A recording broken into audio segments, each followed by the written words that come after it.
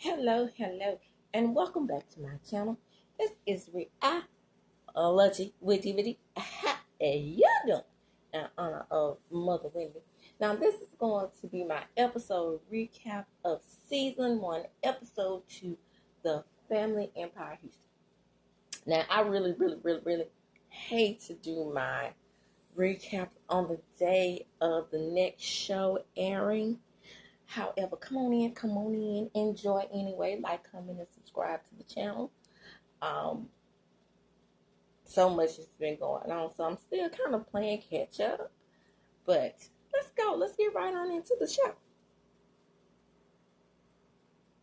So the episode opens up and we have Nicole, and Nicole is getting prepared for her date at 4:00 in the morning. So, darling, she has someone coming over to do her hair. Now, this hairstylist has been in her circle for a very long time. However, at times, Nicole feels like she oversteps. Well, Nicole, just let me say this. When you have someone in your family that long, even if they are in a service position, they consider themselves family. So, when someone is in service and you are their boss technically, to me, and then they start considering you family, to me, it's on the person who's receiving the service not to allow them to blur the lines, in my opinion. But that's neither here nor there. She's begging for breakfast because, it's time for breakfast and she has to get her daughter ready as well. But moving right along to the next thing. So she does a Zoom meeting with Shanae, and Shanae lets her know that we're still negotiating the price for Dr. Solange. Solange said that she was willing to buy the house at $1.3 and $100,000 cash for the furniture, which to me, I don't see what the buyer's problem is with that. You always should provide leeway for negotiation and wiggle room for your client. If this home has been hard to sell, which it is a beautiful home, then go ahead and get it off your hands for 1.3. To me, if that was me, I would go ahead and do it. So Nicole and Larry are 2 shifts passing the night. He comes in at 6:22 a.m. She's leaving out. So it's just a cycle of this. And again, this is reminding me of Letitia and Glenn, child. Glenn on that boat, on that tugboat, but want to come home and run things. But these are boss women, okay? So you can't just come in and be on your manly duties when the house is being run by the woman all day and all night. You see what I'm saying, bruh? Now, their biggest issue, she says, is communication. Au contraire. I don't think it's just communication. I think that sometimes when men work like that, and as long as he's been working at that refinery, I think he has wiggle room to kind of make time for you if he wants to. That's neither here nor there, child. My point is he a cheater pumpkin eater, allegedly, then that means he likes these types of hours. Trust me on that when I say that. In the next scene, we have JERMISHA, and JERMISHA is going to meet with her mom. I think that's her mom. Like I said, there's a lot of moving parts here. Big family. Give the content creators wiggle room to get these names right. So, yeah. Okay, so I think that's JERMISHA's mom that she's meeting with. And then we have Miss Oscar Child. Everybody loves Miss Oscar doll. But anyway, so they're at the event space, and Miss Oscar is in there doing her thing. Miss Oscar is gonna ride this train until the wheels fall off. Do you hear me? And I ain't mad. That's how my grandmother was. But then she got the Alzheimer's, and that's neither here nor there. But baby, she was active up until that point. So JERMISHA is not playing. She is working Miss Oscar Ring for that land. And the thing about it is the G1, Miss Oscar Ring's children, I completely understand her looking out for them. However, this is a transitional period in their lives.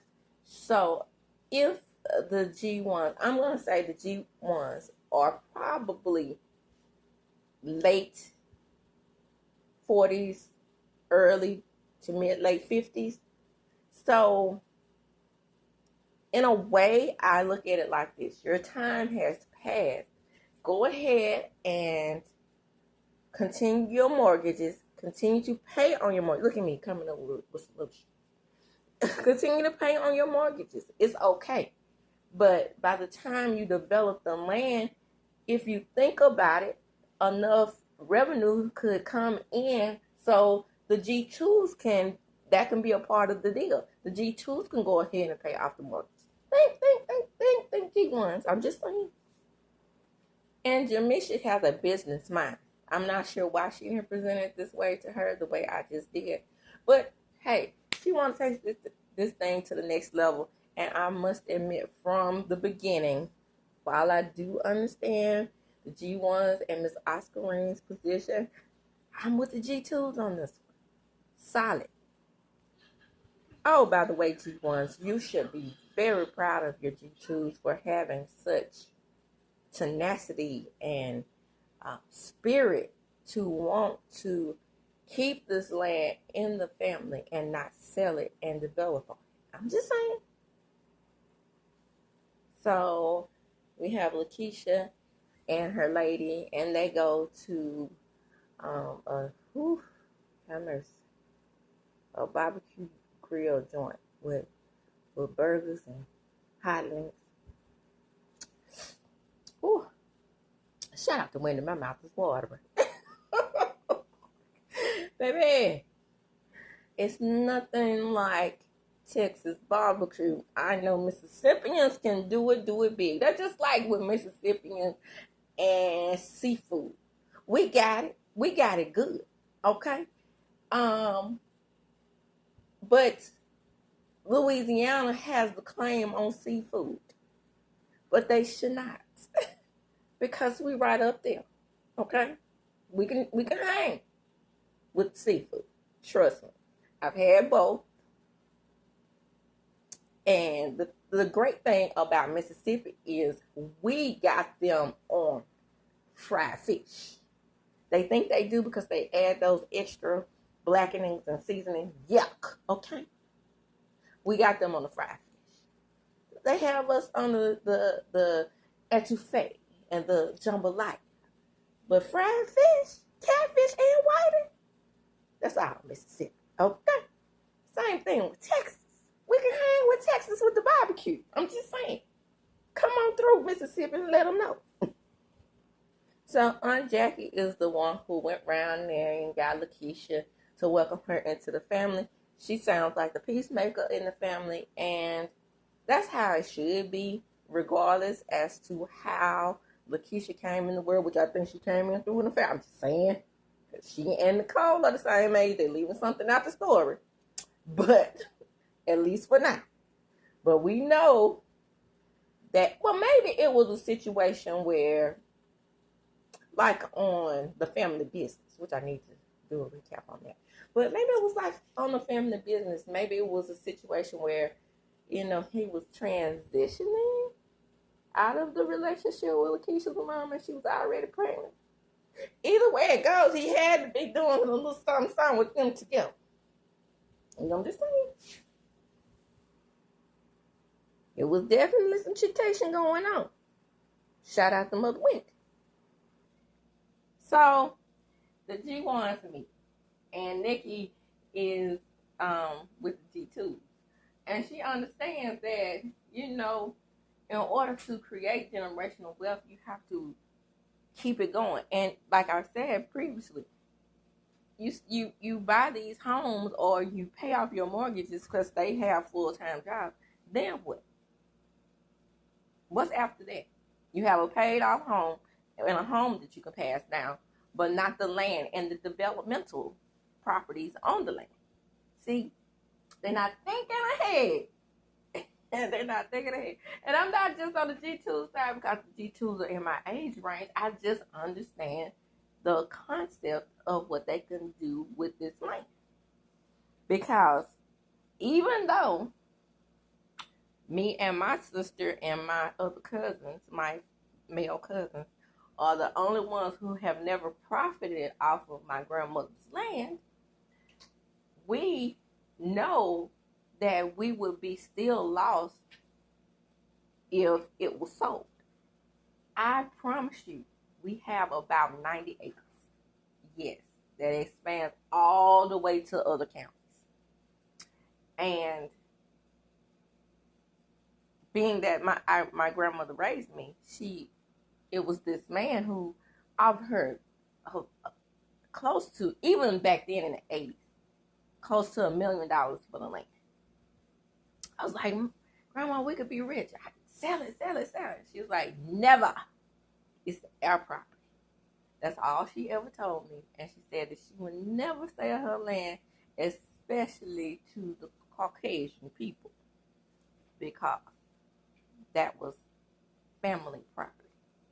And now I understand the significance of what that meant.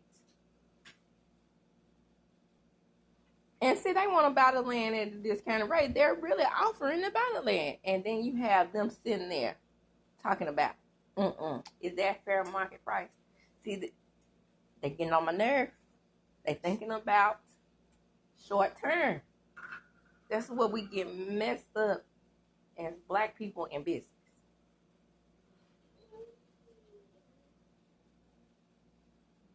So, Nicole, and the next thing, Nicole calls Jaquita, and she lets her know that Lakeisha's coming over. And Jaquita says, leave us out of it. We want to be out of the group chat. Y'all grown enough to understand that this is a conversation that needs to be between the two sisters. And I don't understand why Monet wasn't there. Maybe Monet is more, since she's younger, maybe she is more receptive to the relationship between them and Lakeisha. Like I said, if my daddy had an outside youngin', but he didn't. My daddy was a good guy. But not saying he didn't do his dirt, because men, that's what men do. But he didn't make no more babies. Hey, child, at times I wish he had, because I wanted a brother. Bad. My sister's all right. You know, she okay. Just jokes, people, just jokes. So Nicole asked Jaquita about her weight loss journey. She was like, girl, I'm going to get me a colonic. I'm tired of this eating healthy, and it's not, the weight is not coming off. They say if you want to lose weight quickly, get a colonic. Yeah, you know, that may be true, but if you don't continue the process and continue to eat healthy, then you won't lose the weight. But back to Lakeisha and Nicole, they have a mutual respect for each other, but it's just time to learn that you have to be more than cordial as sisters. Notice again, I didn't put the half in there. That's what Nicole does. And to me, putting a half on it when you share blood, a blood relative, none of that. Now, I do say, I understand when people say step, but when you are half siblings, that's a no-go for me putting that half in there, because that's a distinguishing characteristic, cause for separation. And normally, a lot of times, it's the child that has a different mother that always feels left out, aka Lakeisha. And Nicole's main problem is, I think she thinks that Lakeisha is somewhat jealous of them. That is what I'm picking up on. It's not like that. I could tell she's a humble young lady. And I can tell that her mother did the best she could with what she had. And that seems to be okay with her. And that makes me very proud of her and makes me understand her whole rearing. I like that. I like that she's humble and not too snooty. Well, Nicole's a little snooty. I mean, I bet she accepts it. So I see they have something in common. Even though Lakeisha doesn't feel like her dad doesn't express his love, they both know that he loves them. And, you know, Nicole feels it. She feels that he doesn't know how to express love, and that upsets her. But that G2 generation, and I'm thinking G2's around my age, I mean G1 or around my age or somewhere in there, maybe a little old. I might be in there with Anthony. Child. That boomer generation, they just did not do it. They just didn't. Because my mom was like that, but I felt her love, the way she handled us. And so maybe Nicole needs to get to that point. Because Gen X kids, we had to just come to a realization that they just weren't emotional people like that. So Nicole said, and they both agree that they're ready for a new blossoming relationship. I hope they get past this. You're never too old to mend things and make things better. So Jaquita and JERMISHA meet.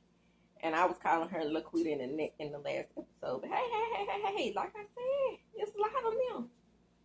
So they meet, and JERMISHA gives her the 411 on what happened at the event space and how Granny was still putting up the chairs and complaining about her shoulder, but still putting up the chairs all at the same time. When I tell you, Miss Oscarine is my grandmama reincarnated.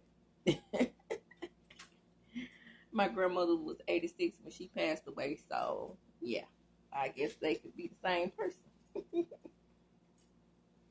So JERMISHA lets her know that Granny is down with it. I mean, she's listening to them, and she may be open to the idea of getting developers in and you know, giving her an idea of what the property could be. Come on, G1, get on board.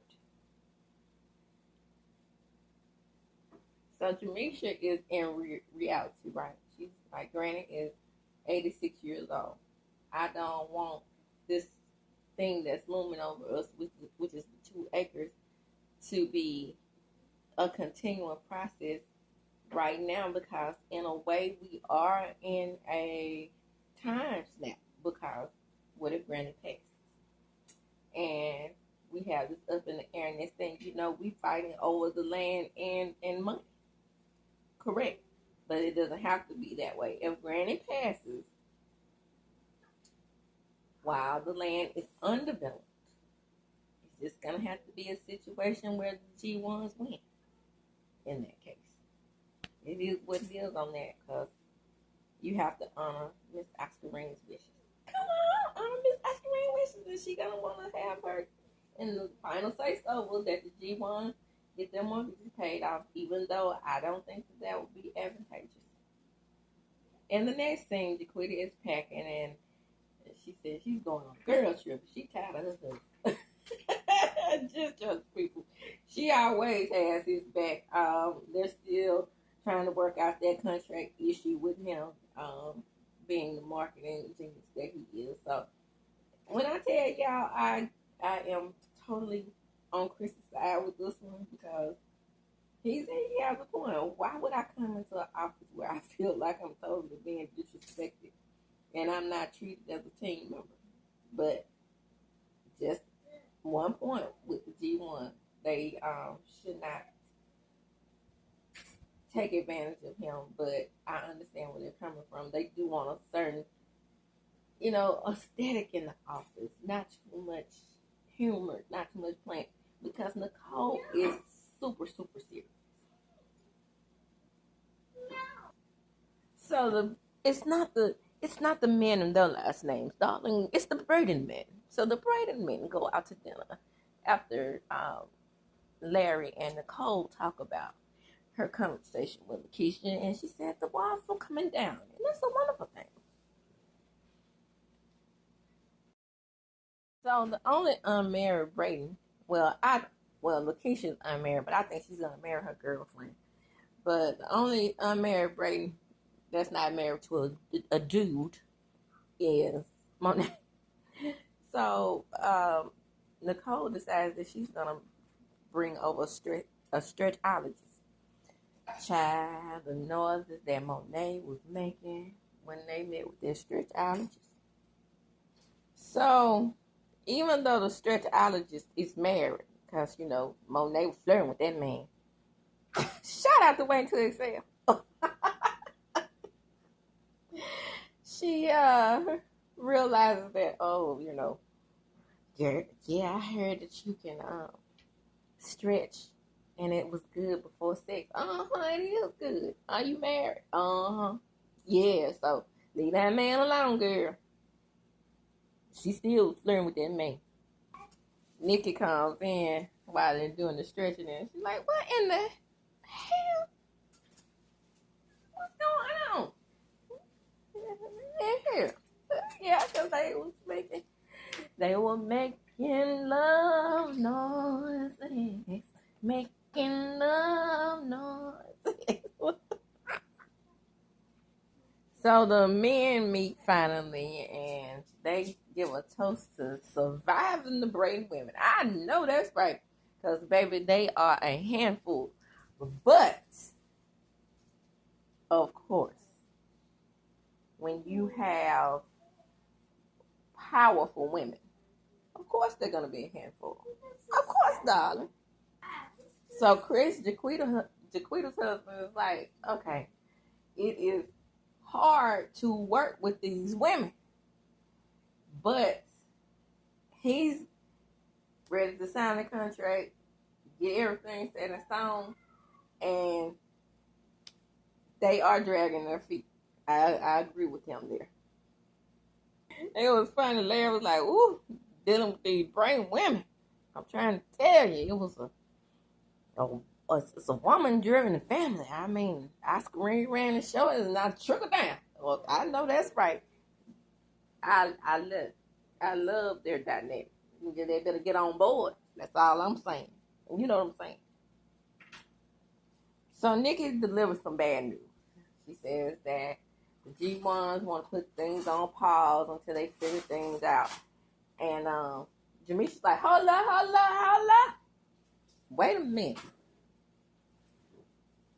This is not what me and Granny discussed. Granny is in sound mind right now. If she says that the G1s can have the land and develop on it, ride with the G2s, okay. Be patient with me. Just episode 2.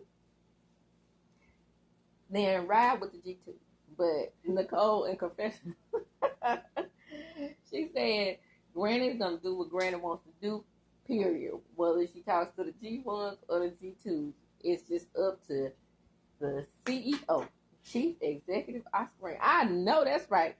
Come on, Miss Oscar Green. While you a sound man, get it together and go ahead and get that land to the G2s and let them show you what they can do with it.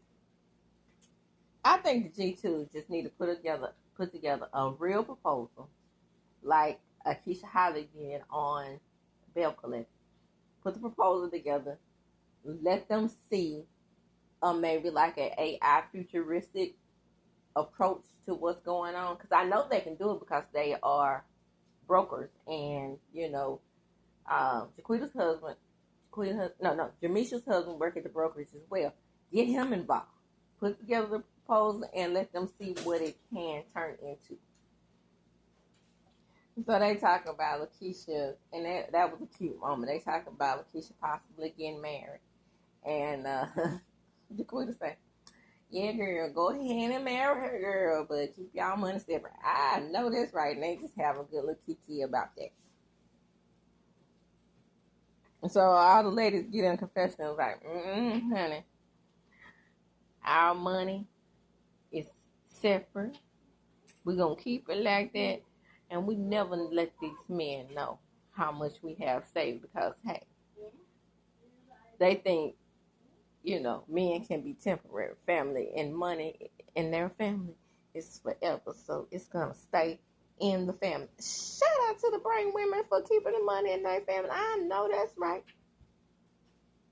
On the go, like men, they good to have. But they better get out of my pockets. I know that's right. Nicole is in one scene saying, I don't know anybody that can get paid. And because she's talking about Chris. And just do what they want to do without a contract or coming into work. And Chris is over there talking to the guys, and he's like, look, I'm ready to get things set in stone. Nicole is always running. She leaves us dropping the hat. So they're not putting things in motion to make this thing professional like they want to do.